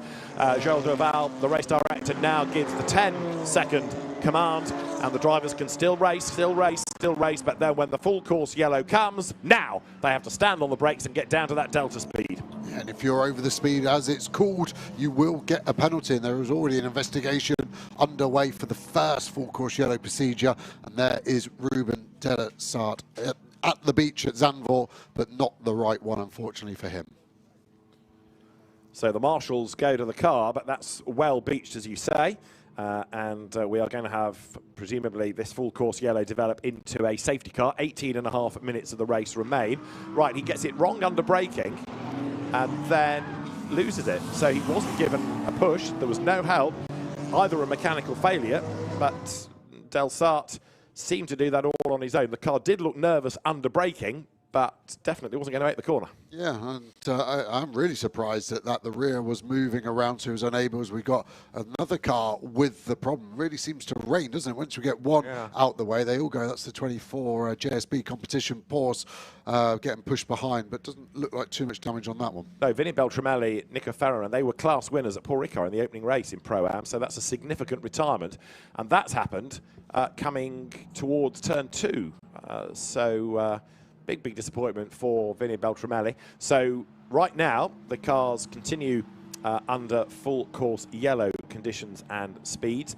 Race control with enough to worry about at the moment, never mind looking at pit stop times, but that's in the system as well. They're always reviewed to make sure that they're done to the regulation times. So Benjamin Lariche there, Hadrian David in second place in that Toyota Supra. New is Hadrian David to GT cars this year, although he did race in LMP3 last season in the Le Mans Cup. He drove prior to that in Formula Regionale, and go back to 2019, he was the French Formula 4 champion. So started off in single-seaters, deviated briefly to prototypes, now coming into GT cars. That is Ruben. He's got out the beach well, hasn't he, to be fair to the marshals. And let's see if he boxes. He's had a problem and under braking. And if he continues, then I would suggest it was just a simple driver mistake. There he is then, back up and running, hoiked out of the gravel. So good work by the marshals to get that car out of the gravel bed. Quite a few other incidents we understand being reviewed in race control as you look at Benjamin Lariche, then the race leader, runner-up in the Silver Championship for GT4 cars in Europe last year. Of course, has raced not only in GT4 Europe-wide, but in the French Championship as well, which is purely for GT4 spec cars. But it was single-seaters initially that he raced in Formula Renault, Formula 2 when it was the MSV single-make series. Drove briefly in the FIA GT1 World Championship. He's had a spell in Carrera Cup France as we go back to green. So we are back up and running now. The track is clear, and so everybody having to be on their toes. We're back green, we're back racing, and it is Benjamin Lariche who leads with 16 minutes to go. That was a quick call. The drivers would have been ready. These cars are held at 80 kilometers an hour, or artificially as you were electronically, so they would just release the button and they can go. So it's not a long process, but if you're looking down at the dash, maybe taking a drink, that could have caught you out. It looked like these four cars all got going pretty evenly. Maybe the Merc has caught that Supra slightly. Lariche is 2.3 ahead at the moment. Let's keep an eye on that gap. 15 minutes remaining. They should squeeze 8 laps out of this race. So Benjamin Lariche, Hadrian David, Luc Ibanez, the top 3, and the one driver that's happier than anybody, I guess, that was only a full course yellow, is Benjamin Lariche. Had it been a safety car, gaps would have come down. He'd have been in jeopardy, but he's not. There's a big line of cars all squabbling behind him, but he does have clear track space around him. That's played out really nicely for Lariche. But this gap has definitely shrunk to second place to David. He lost, what's that, 6/10 on this lap. I think the lead gap's going to be down to 1.4, 1.5 as they cross the line. This is definitely game on. Lariche will be looking in his mirrors now as they cross the line. What is the gap? It's going to be less. It's going to be at least under, 1.5 seconds like I predicted. This is definitely game on. And David is taking Luc Ibanez with him. Then you've got Eric Evans ahead of Beke Bejler, Ford ahead of BMW, and the Lotus is in 6th place. Stefano D'Aste then doing a good job with the delay. Greg Gilvan next in the queue as there. Ibanez thinks about the inside line, gets up the inside line. They lean on each other. The Supra comes out just ahead, so the Toyota of Hadrian David keeps it second place. Keeps trying to move, doesn't it? It doesn't keep working, but he definitely roughed up David, and maybe a bit immature would be my description of that move, because that is going to let Lariche go. I think maybe Ibanez would be better to sit behind David for a lap or two and see if that gap continues to shrink. Let him get brought up to the leading Audi and then make the move for the race lead, rather than just trying to go for second and maybe take it away the race win opportunity. Another feint to the inside there came from Beke Bejler's blue BMW to try to get past Eric Evans, yesterday's winner. Stefano D'Aste, though, is trying to haul that Lotus as far up the order as possible. We're still a bit concerned about his pit stop time, but for now, all he can do is push and push and push. He's way up the road from Stanislav Safronov, who was second in Pro-Am yesterday. Looks like he's going to be second today, and Henrik Still is third in Pro-Am, yesterday's Pro-Am winner. D'Aste using the curb into 11. 13.5 on the clock as he comes out the other side, and it is Benjamin Lariche then clearing the race lead as, again, with a flash of the lights, Beke Bejler tries to get up the inside of Eric Evans in that Ford Mustang, and he can't do it. Nice, similar looking cars, very different way they generate the lap time. The BMW very good through the corner, the aerodynamics. That Mustang straight line performance, always strong, punching a big hole as Kansani looks on to the leading car of his teammate Lariche. Now the Mustang pulling away at the end of the straight. The Lotus defending there from Gilvay. I think Gilvay's going to send it all the way around the outside. Is Diaste going to give him space on the outside? So far so fair, but now the Lotus has the inside for turn number 2. Lariche squeezes him over and claims the position. Great move. Nice racing. Greg Gilbert, massively experienced. So too Stefano D'Aste, one-time Alfa Romeo European and World Touring Car racer, as you go on board again with Hendrik Still, who is third in class, but he might be second in a moment because that's the opposition ahead of him, Alexander Weintraub, who shares as ever with Stanislav Safronov. Nose to tail, they run into turn 3. Hendrik Still, who is the pro in a Pro-Am car here, right on the tail of Safronov. And if there is anything lurking in the system for D'Aste, this could be an important place to ultimately decide the win in Pro-Am. So on board with Still, over the brow, down towards turn 7. Can't make a dive up the inside there.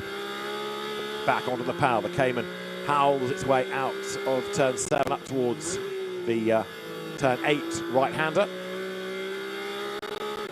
And then up towards 9, 10, that sort of looping right, the long hairpin at 10. Hendrik Still not near enough to make a move right now, and not that far up the road either is Aston Miller, going nicely in the RAFA Racing Club by Racelab, McLaren in 8th place. Yeah, the Porsche looking pretty on its toes through the corners, but the Aston Martin not very quick at the end of the straight. Look how much we're gaining even on this short back straight. I think Hendrik Still's got a chance of a move here into turn 1 next time by in 3 corners time. The Aston, big snap of oversteer there, Still now right on the bumper. He's going to feint a look to the inside here at 13, but he's really concentrating on a good exit. Pick the throttle up hard. The Aston pulls away slightly, but I think this gap is going to diminish by the end of this long straight. And I think Hendrik Still's going to look to go to the inside as we hit the brakes into turn number 1. In terms of competitive overtakes, 7 done by Julius Dinesen and Anthony de Barn.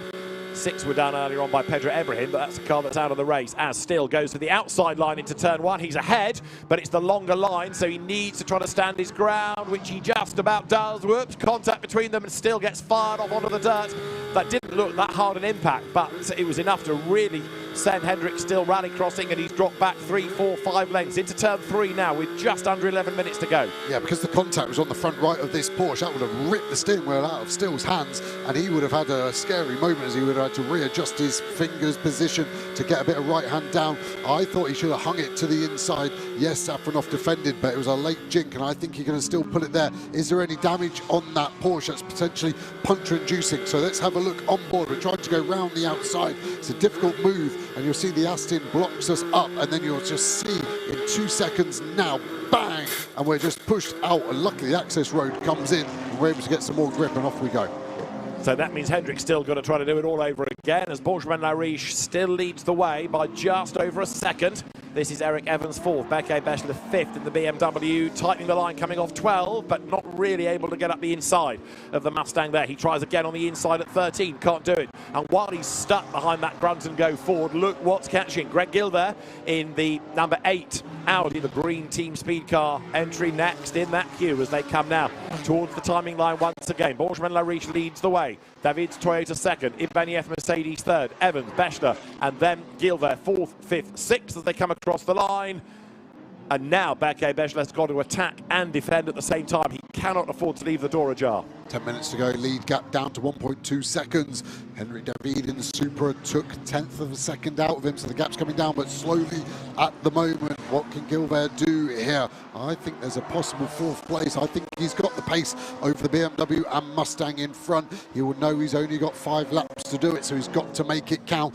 The BMW kicks up some dust through the very dry, sandy section, through the dunes here, diving into 7. Huge slide on entry there for Evans. That's going to cost him some time. He gets to the apex for a second time, but look at the BMW. You can only just about see the roofline, sends it to the inside. This is going to kick off soon. Yeah. I think the BMW's got the job done. He needs to get to the inside, get the car stopped.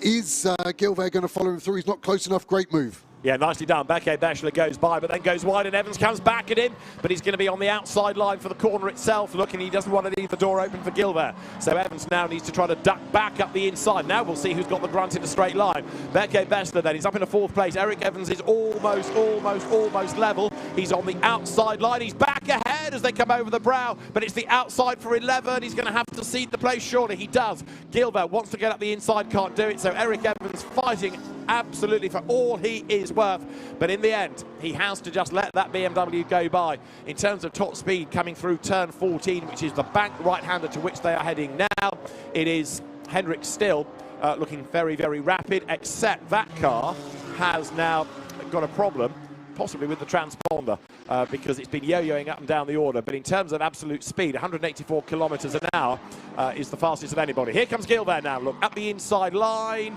Couldn't do it. Had a long look to get past Evans. Hendrik Still has fought back, by the way, to get past Stanislav Safronov. So he's up into second in Pro-Am, and he's hunting down that yellow Lotus, which is part of this silver battle pack. And Stefano D'Aste might get caught up in somebody else's dramas if he's not careful.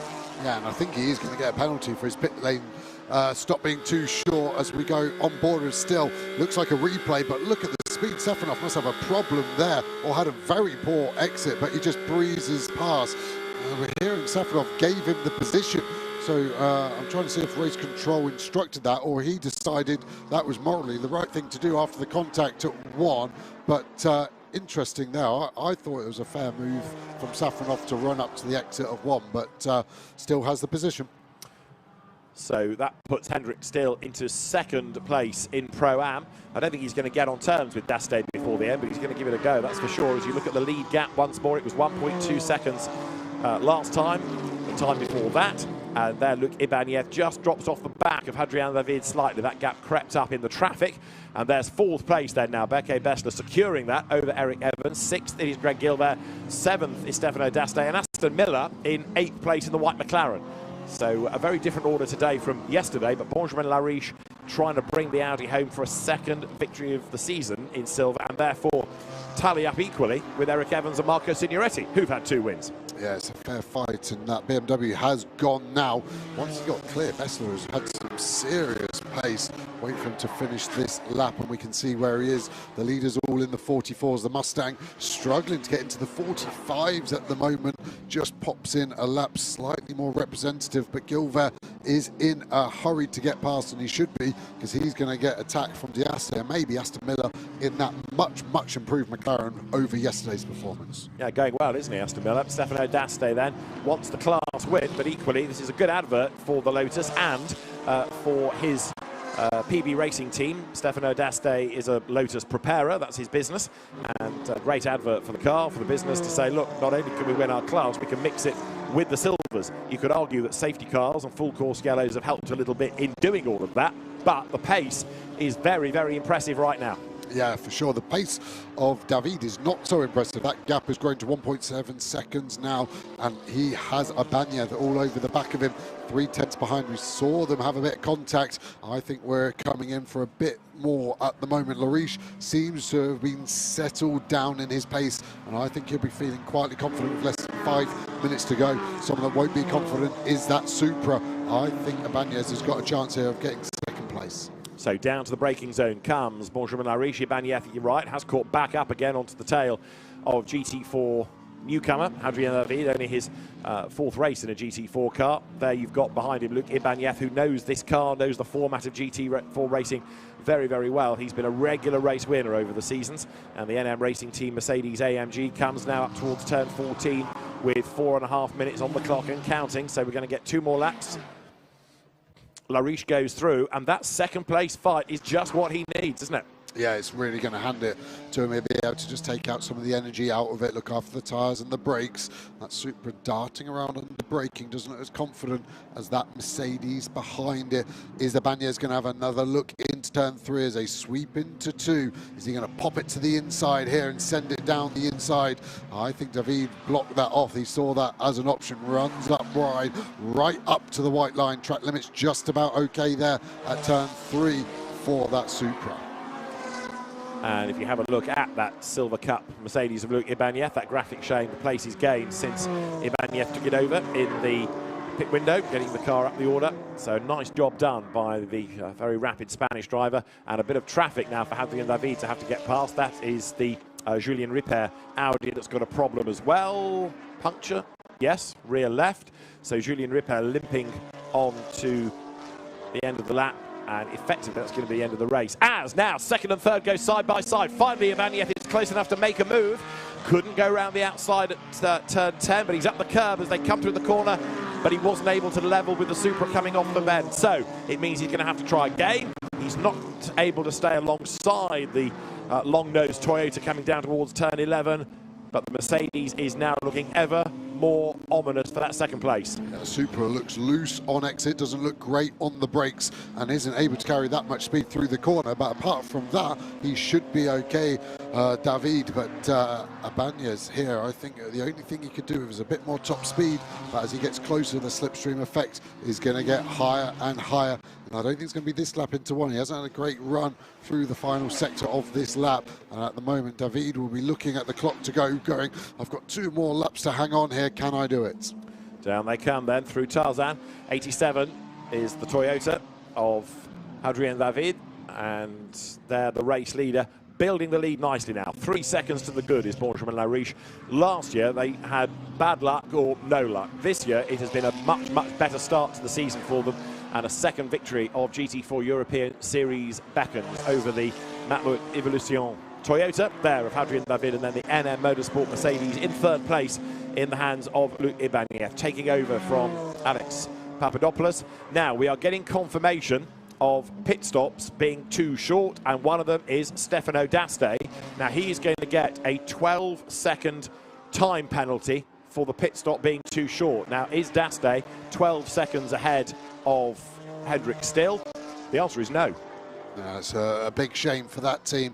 Complete disaster for them. And as Ibanez looks to the inside, he is going to be jinking all over the place. And David is going to have his eyeballs on stalks to see where that Mercedes is going to go. They're going to run side by side, but it is favour Supra. Next corner is a right-hander.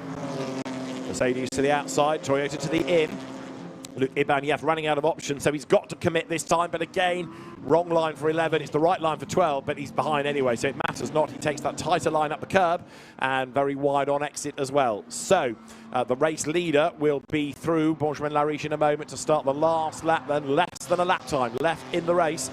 Adrien David is in second spot. Third remains Luc Ibaniev, nose to tail. They have been for much of this stint, and Adrien David, you've got to say, has certainly learnt the art of GT4 racing in a short space of time.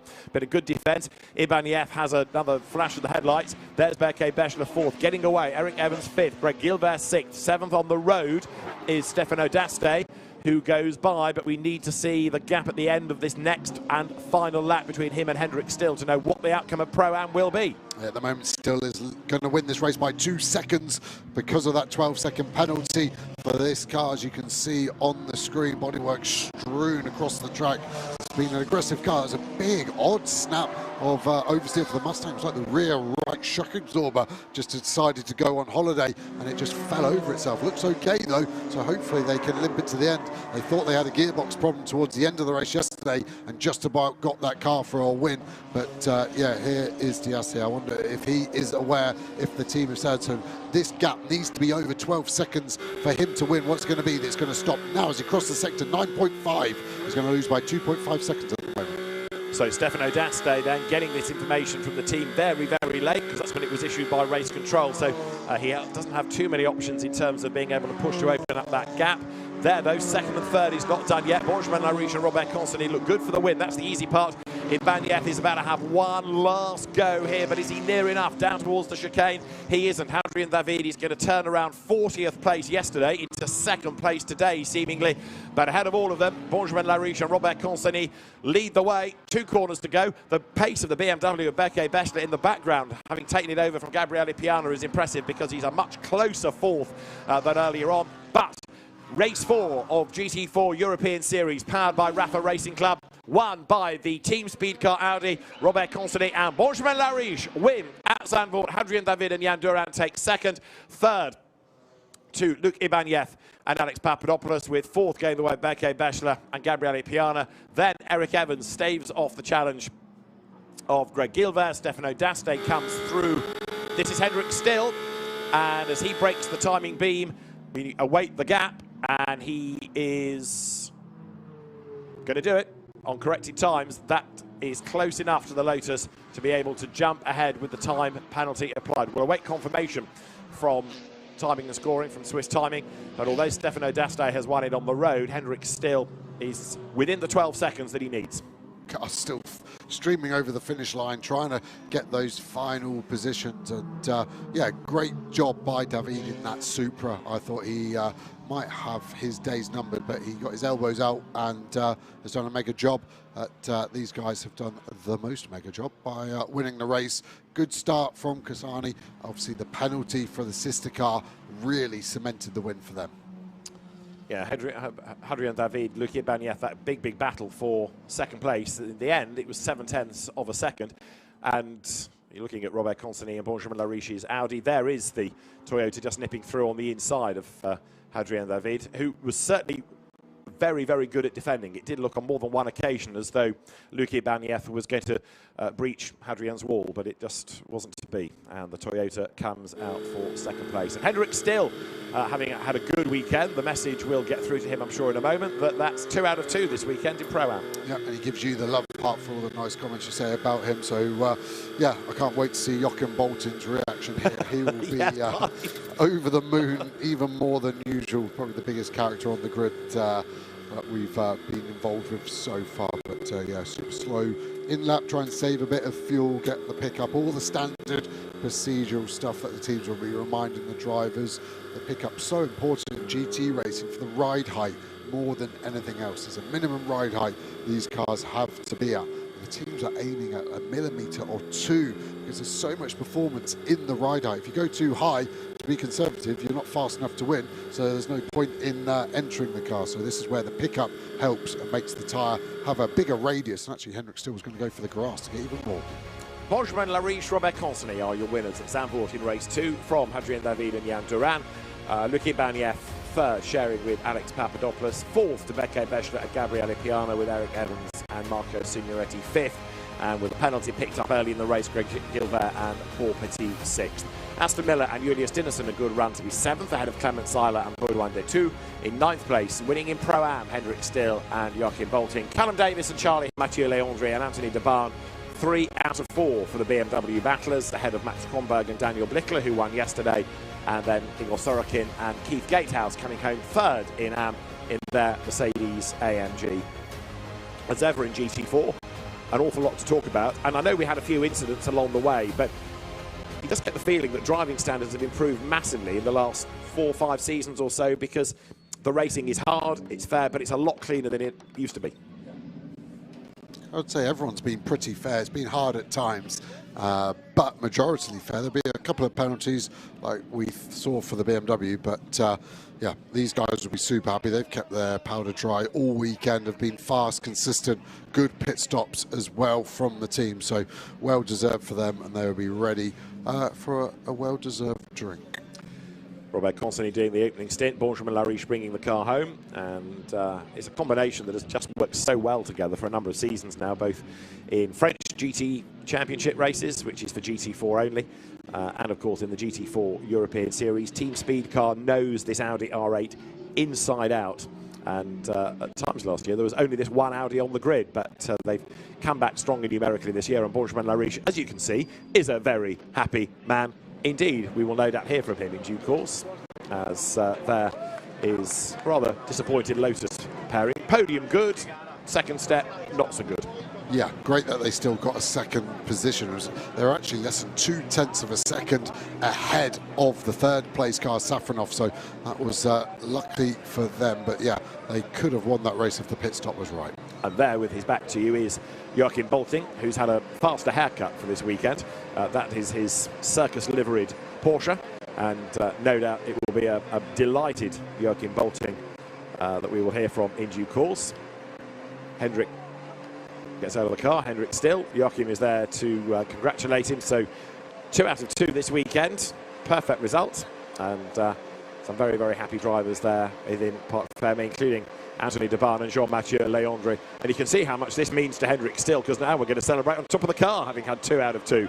Benjamin Lariche, Robert Consonny are our race winners, though. Let's go and hear from them, because Alex has managed to catch up with them. Our GT4 European Series Race 2 winners, and my goodness me, what a race it was. Benjamin, talk us through those last few laps from your perspective.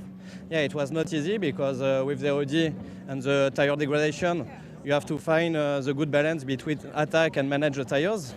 And I think I find the better balance, the better balance between attack and manage. And at the end, it was okay. The 2 or 3 laps, I was scared about the degradation, but it was okay because Robert and me at the start of my stint, it was okay. It was okay. So when I remember 4 years ago when we were P20 or P25, we have to say big thank you to our team Speedcar. They did an amazing job, and it's a very good operation for the title, for the championship. So perfect weekend. Yeah, brilliant weekend. Robert, you started so well, and it feels like it's making up for what was a very difficult year last year. Yes, like Benjamin say, you make a very good job until the beginning with the speed car and Benjamin. I miss my start, but I make a strong stint. I try to manage the tire, but it's easy when you are first. You need to find a good line to brake in the good point and don't make too much angle on the steering wheel. But it's okay. I'm very afraid at the end because I see the same driver like Paul Ricard back our car. So no, it's a very brilliant finish. I'm very happy. He make a very good job. Yeah, well done, and what a strong defence this is turning into be. It's certainly shaping up nicely for the championship, isn't it? And fascinating season is still to come. Rob McConsonny, Benjamin Larouche then taking a second victory of the season. And no clear pattern yet as to whether it's a Mustang or an Audi that is the faster brand, the car to have. So as the drivers make their way to the podium, Hadrian David and Jan Duran having a better result today for second, Ricky Vanieff for third, along with Alex Papadopoulos. Right, we always like to hear from Hendrik Still and Joachim Bolting. They've won Pro-Am yet again. I come over to congratulate these boys and they say, no, if you don't want the interviews, then you're just going to have to stop winning. My goodness me. Henrik, Joachim, all right, you breathe. Talk us through your stint. That was great. Was a good start. I took some of the cars directly in the first corner, and the first 2 laps I think I could have overtaken 6 or 7 cars, also in our class, so I can get to Henrik the car. I think it was in the 4th position. We started in the 7th or 8th, so that it was possible for him then to get the first place. But we have luck at the end of the race because the Lotus get 12 seconds of penalty, and so we won again. You won again. And you.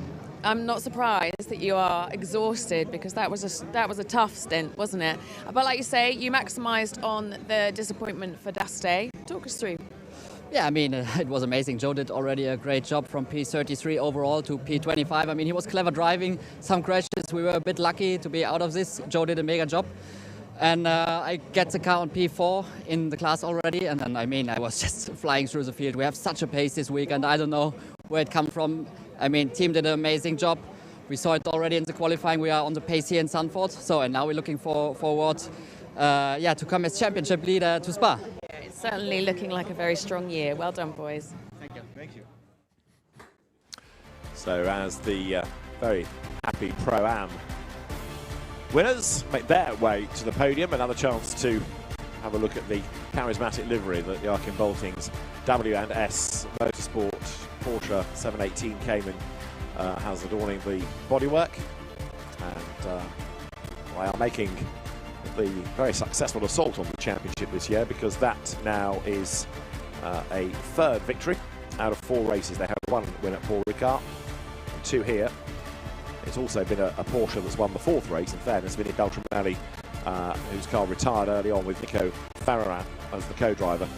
But the cards on the back of the Porsche have been played right again on the strategy. The podium awaits then, as the winning drivers from Silver and Pro-Am, and indeed Am, will make their way there. Trophies, presenter, announcements to be made, and the GT4 European Series teams now have a little bit of time to gather their thoughts before they are back on track at Spa. And GT4 around Spa is always dramatic, no question about it.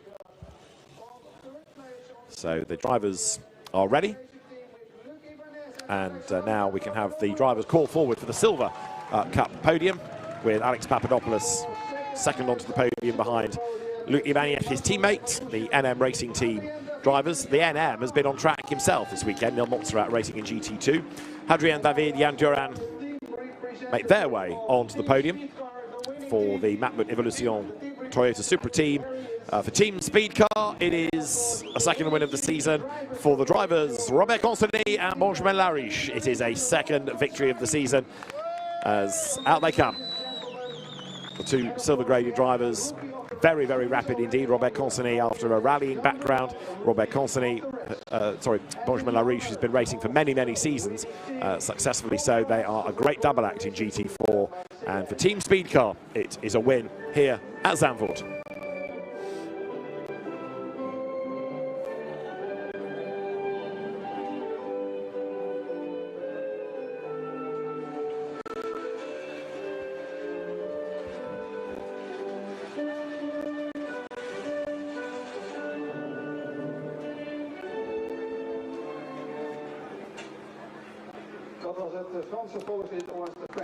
So the trophies now brought forward, and a very, very happy Team Speed Car, especially given that championship rivals Eric Evans and Marco Signoretti were that little bit further back in the pack, only fifth, so giving away some points. Hadrien David and Jan Duran's expressions are somewhat mixed, but a second place is certainly a good result after yesterday's travails.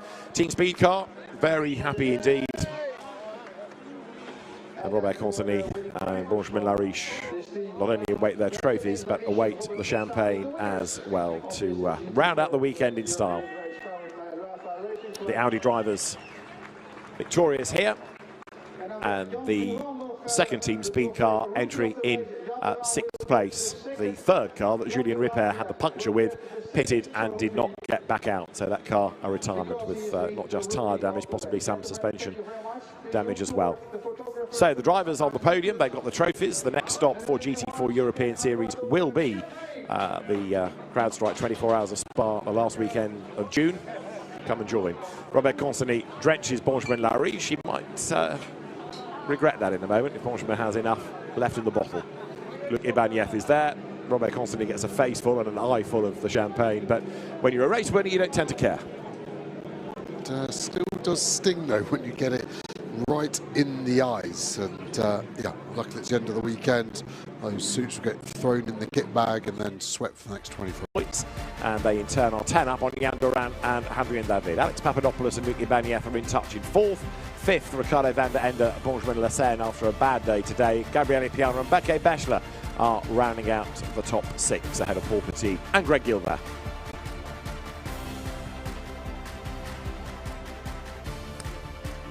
So it's a healthy advantage for Benjamin Lariche and Robert Consigny.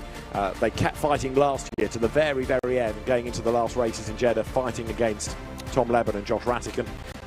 In the end, it was Josh Rattican, Tom Leben who won in silver. This year, Tom Leben has moved on to race in GT3 machinery elsewhere, but Josh Rattican having a much, much tougher season. The Elite Motorsport McLaren just cannot catch a break. They were so unlucky.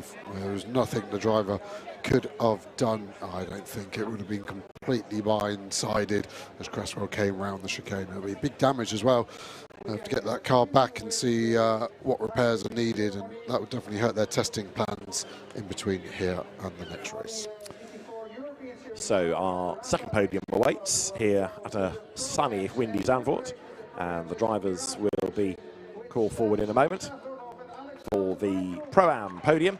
There, Stanislav Safronov, Alexander Weintraub, regulars on the podium. They were second yesterday, but third today. Second place goes the way of Alberto Nasca and Stefano D'Aste. They won on the road. They are second on corrected time, and they're still very happy about that. So they may not have been winners, but they're on the podium, and the pace of the Lotus enough to give real optimism But if you think they're happy, you wait till Henrik Still and Joachim Bolting arrive, because that's 2 out of 2 this weekend. It's 3 out of 4 this season.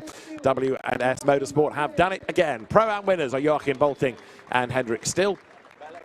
They jump up to the top step of the podium and know exactly what comes next, because that's win number 3 for the German team.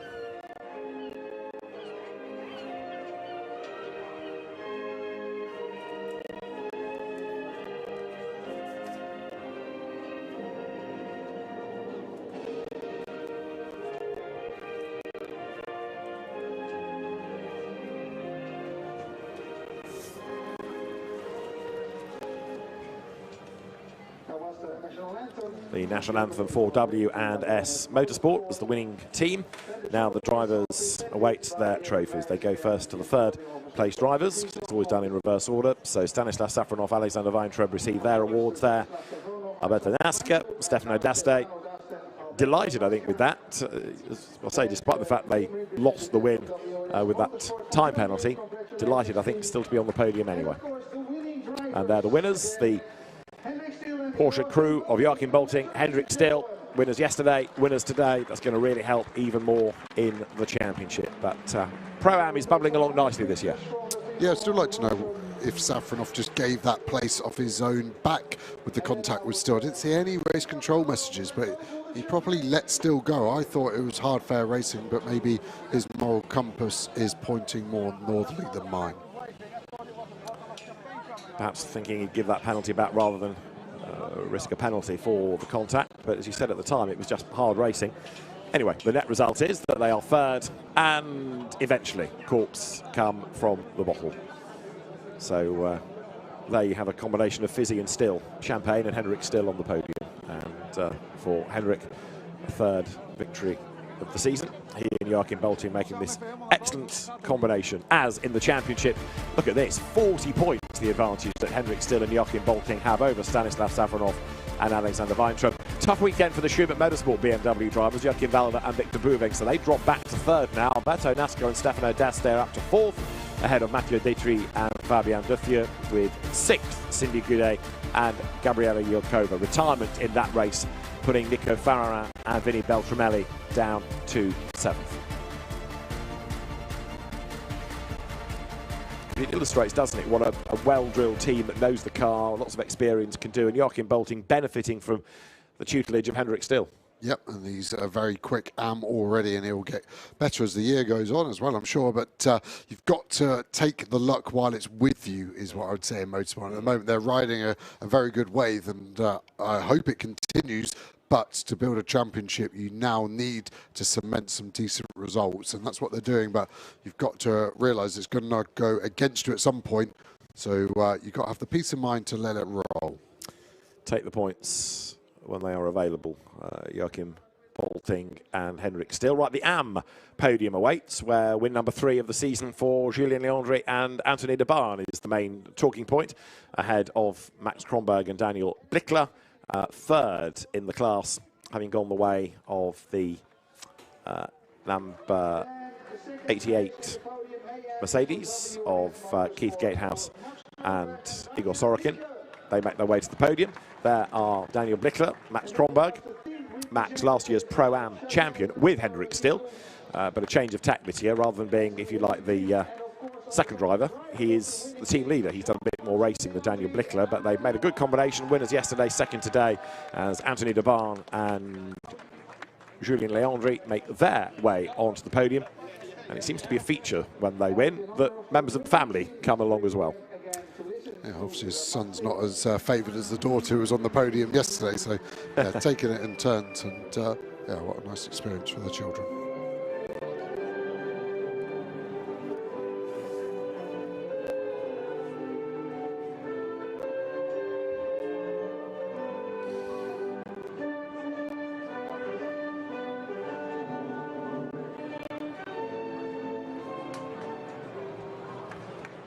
Julien Leandri and Anthony de Barn, the AM category winners, as Eric Vages of Circuit Park Zandvoort steps forward with the trophies for the 3rd placed drivers. Igor Sorokin, Keith Gatehouse taking a podium finish. then for second spot. The trophies go the way of Daniel Blickler and Max Kronberg. Another good weekend for them in terms of points, a win and a second. And for Anthony Debar and Julien Leandri, it is win number 3 of the season in that almost all-conquering BMW. The trophy is held aloft, and then we have champagne ready to go, depending on how courageous everybody feels and how wet they want to get. But yes, Daniel Blickler is up for the fight. And for the winning team, the Chazal Technology Course squad, there's a proper soaking. Looking at the child, he's living dangerously by staying on the podium, and all of those drivers much nicer than I would have been if I were there. He's also got a weapon in his hand, though, so spray him too much and that trophy might come in your direction. So Julien Leandri and, sorry, Jean-Mathieu Leandri, I should say, and Anthony Debar taking the win with the BMW quite a long way up the road in the end. In terms of championship points, Jean-Mathieu Leandri, Anthony Debar now clear of Max Kronberg and Daniel Blickler. Igor Sorokin and Keith Gatehouse third from Philippe Talamy and Julien Ripper. Stefan Nielsen and Mats Olsen are fifth ahead of the Brunhagens, Mikael and Christopher in sixth.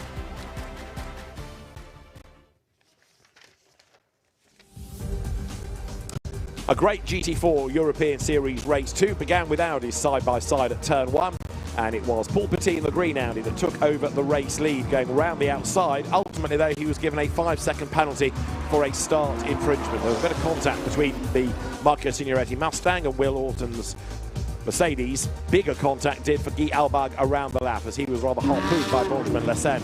The Porsche spun around and was then whacked by Mackenzie Cresswell's McLaren that went for a gap that was just not quite wide enough. With debris on the road, that stopped the race. When he got back up racing, it was another Audi squabble, and into the lead went Robert Consony, moving ahead of his teammate, who would fall further back on the pit stops with the extra time to serve. More drama, more Porsches in trouble. Gustavo Xavier into the gravel with a bit of help. As into the pit lane came Marco Signoretti to relay Eric Evans. They'd won yesterday's race and they got involved in a big battle. Eric Evans taking on Luc Ibanez, who eventually did manage to find a way past the Ford Mustang and then set off in pursuit of Adrien David's Toyota Supra for second place. Another interruption, though, came when Ruben Del Sar put himself firmly in the gravel. Contact was made between Stanislav Safronov, Alexander Weintraub's Aston and Henrik Still's Porsche. Henrik Still was able to get back through into second place, an apologetic Aston Martin letting him go, and with a time penalty to Stefano Daste's Yellow Lotus, that gifted the Porsche the win.